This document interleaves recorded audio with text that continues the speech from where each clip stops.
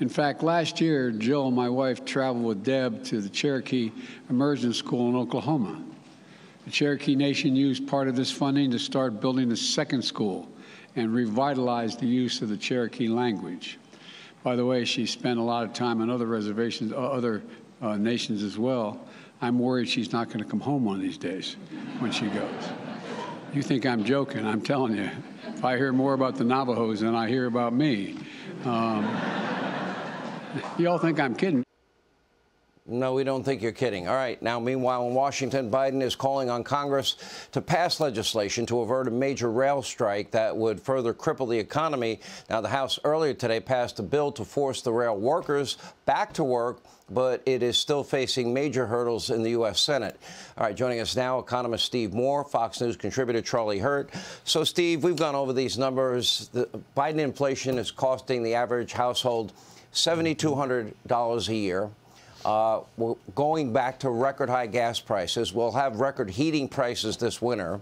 He says he's not going to change a thing, and he is adhering to this policy of no domestic energy production, but he's willing to go to a murdering dictator, thug Maduro, in Venezuela and make that country rich. And it's not even a leader that this country recognizes as a legitimate leader. Can you explain that to me?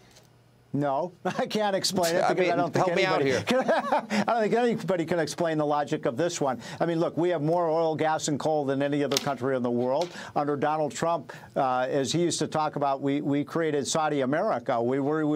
Don't forget, when he left office, Sean, the United States was the top producer of energy in the world. We didn't have to worry about OPEC. We didn't have to worry about Saudi Arabia or Russia or countries like Venezuela. Now you've got a president who just, what was it, a couple of weeks ago said we're gonna stop the drilling in America, and yet then 2 weeks later, Sean, he says, oh, but we are going to allow drilling in Venezuela. So let me get this straight. We're going to get our oil and gas and coal from China, from Russia, from Venezuela, from Iran, but we can't get it from Texas, we can't get it from North Dakota, Alaska, West Virginia. No, I can't explain that. It's not putting America first, as Trump did. It's putting America last. Can you explain, Charlie Hurt? I thought the railroad strike had been averted because of Joe's involvement, and now we're back to it, and now he's asking Congress to fix it, but he was claiming that he was the most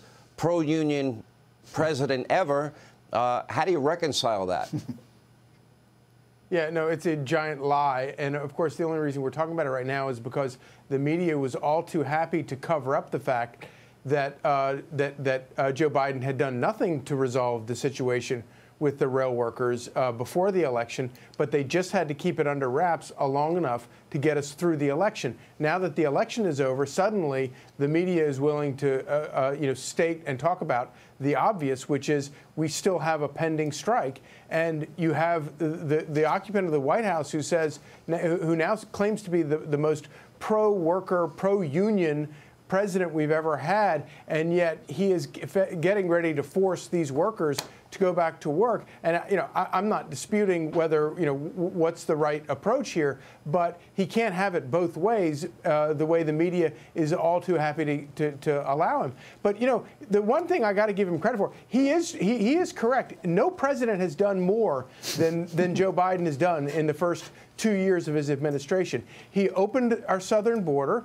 He destroyed our energy independence. He doubled the price of gasoline in this country. He had a disastrous withdrawal from Afghanistan. He allowed Vladimir Putin to invade Ukraine, and he's ushered in 8% inflation.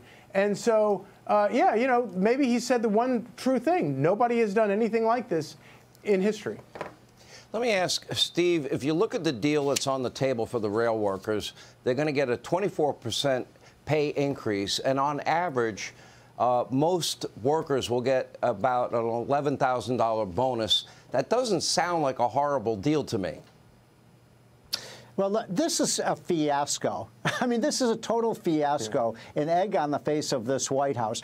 This has been, we've known about this issue for 6 months, that this strike might occur. And we can't have our rail workers going on strike. It would cause, you know, all sorts of problems for the American economy. And yet, remember, 2 or 3 weeks before the election, I don't know if you remember this, Sean, the president had a press conference in the Rose Garden at the White House declaring victory on this. I've solved the problem. Mission accomplished. He took a victory lap. Of course, it was only to punt the thing past the election. Then we get past the election. He can't solve the problem, and now he's punting it to Congress.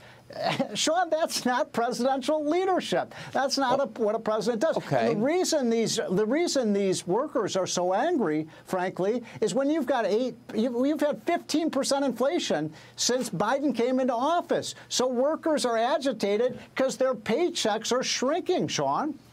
Well, Charlie, what happens if we get a situation where they pass a law and rail workers decide not to go back to work? Will they do what Ronald Reagan did with the air traffic controllers? Will they fire them? Will Joe Biden fire the union workers? And what would that do to the Democratic Party's relationship with unions?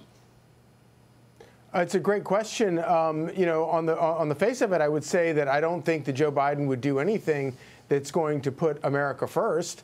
So that's the first question. But would he do anything to protect his power, to protect Democrats in Congress? Yeah, I think that he would do anything. And, you know, the other thing that I think is important to remember with these rail workers is if these rail workers who make over $100,000, on average, over $100,000 a year are in such pain because of this inflation that they're talking about doing a lockout and shutting down our railways.